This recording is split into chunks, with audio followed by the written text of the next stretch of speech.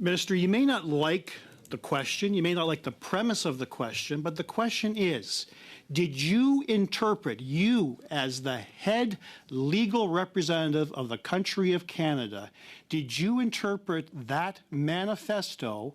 And I'll repeat, the manifesto was to meet with the Governor General, then to meet with senators, and then to form a Canadian citizen group, then to take over the government. Did you view that as a violent insurrection against the Canadian government? Yes or no? I took the manifesto for what it was, and I gave it the weight that it deserved.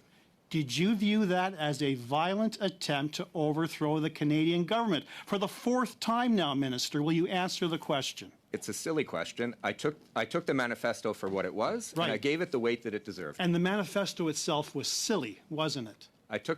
No, I was referring to your question with all due respect. I took the manifesto for what it was, and I gave it the weight it deserved.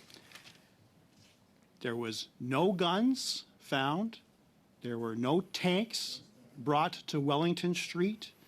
No one stormed any Parliament buildings. There were no efforts to occupy any government building. Some called on the Prime Minister to resign, but there were no forms of force to try to make that happen. All under the manifesto. Mr. Brock, there were guns found in Coutts, Alberta. I'm not talking about Coutts. I'm talking about downtown Ottawa. You have heard from other police officials that there were other threats across the country. Minister, I'm talking about downtown Ottawa. I'm not talking about Canada, Coutts. sir. I'm talking about downtown Ottawa. That's my question. I'm talking about Canada. I'm talking about the Freedom Convoy here in the nation's capital, Ottawa. I'm the Minister of Justice for the whole country. I'm aware of that.